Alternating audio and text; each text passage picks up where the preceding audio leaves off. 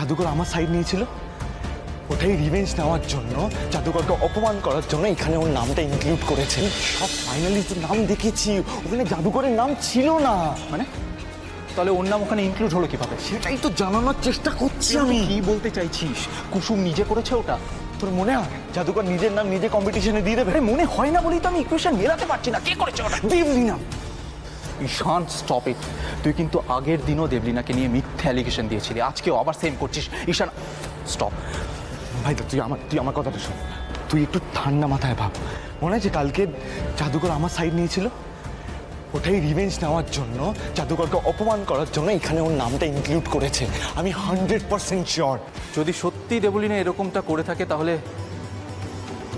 আমি তোদের পাশে আছি। হ্যাঁ ভাইদা, আমার কথা এবারটা বিশ্বাস কর প্লিজ।